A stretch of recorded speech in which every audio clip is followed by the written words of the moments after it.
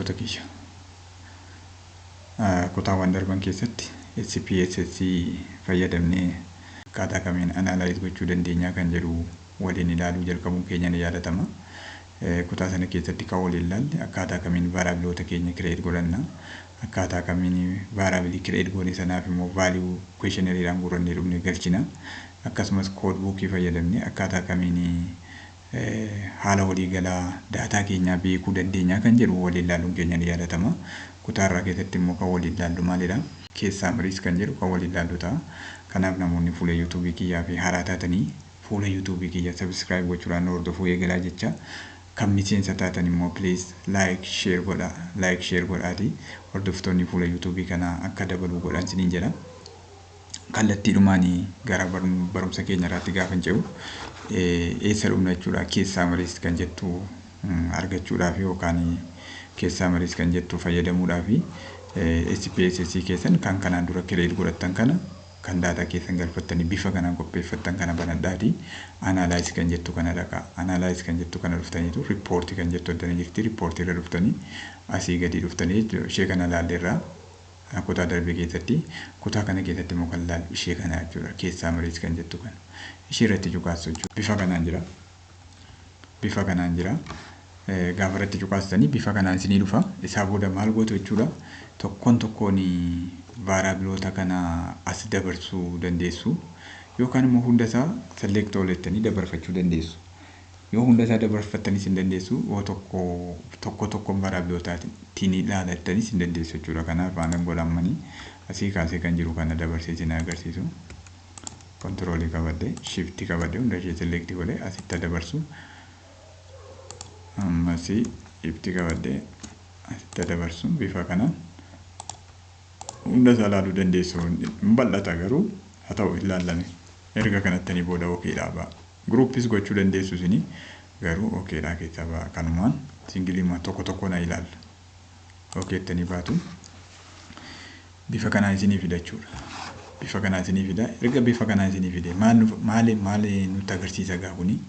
Maal nutti agarsiisa? Case summary included excluded jedhee jira kun hoddanaati.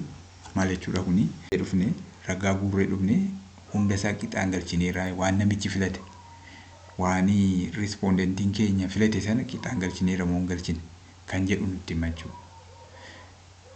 Moo respondentiin keenya kan inni filatiin jira moo hin jiru kan jedhu nutti hima jechuudha. Tariitii kan nuti irra utaalle kan nuti tuunutiin guutiin dogongoraa irra utaalle nutti hima yookaan immoo kan namichi ofiisaa tuun guutiin irra darbee nuyi guutuu dhiisnee irra dabarritu jira ta'a. Isa nutti hima jechuudha. Bifa kanaan ilaala. Amma eejii yoo fudhattanii ilaaltanii eejii namni 60dha. Amma respondentiin koo nama 60. Respondentii ani qabu yookaan gaafannoo koo kan naa guute nama 60. Namni 60 manuu umurii isaa ibsateera. Namni 60 manuu haala jendarii isaa ibsateera. Namni 60 keessaa garuu namni 58 qofaatu haala gaa'ela isaa ibsate. Namni 2 garuu hin ibsamne. Isa kana gara qeenachi deebi'ee ilaalaa jiru.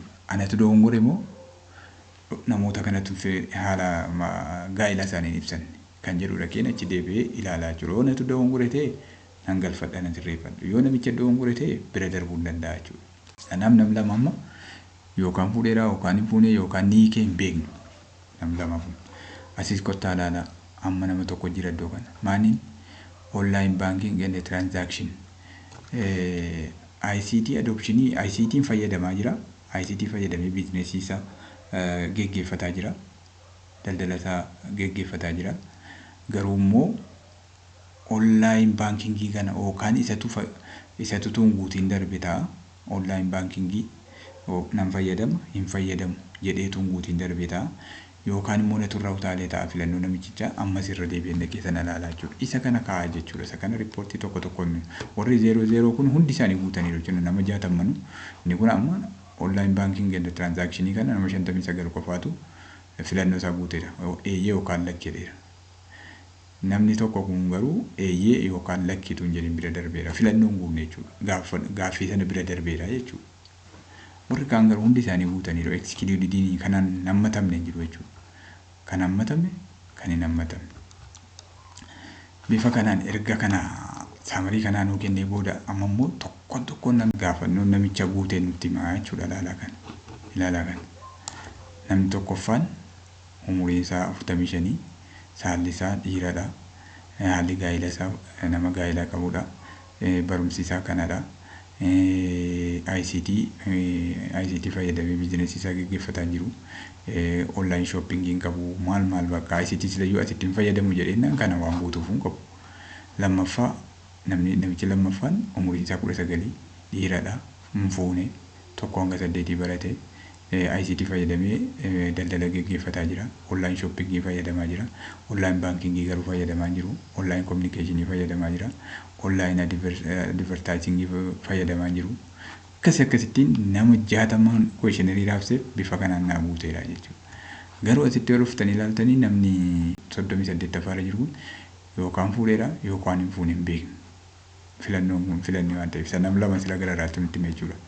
Namni 45 afaara jiru kunis akkasuma yookaan fuudheera yookaan hin fuune yookaan hin hiikee hin beekne.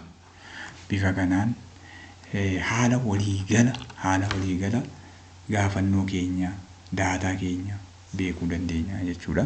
Tuulsii baay'ee bareedaadha. Itti fayyadamaatii qorannoo yeroo hojjettan hojjedhaan isiniin jedha.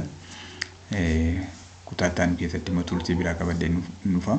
Amma kutaattaan wal agarutti nagaa naa turaa isiniin jecha. Namoonni fuula YouTube kiyyaa faaraa taatan please subscribe tuun godhiin beeyinaa isiniin jedha. Kanneen miseensa taatan immoo like share godhaa isiniin jedha.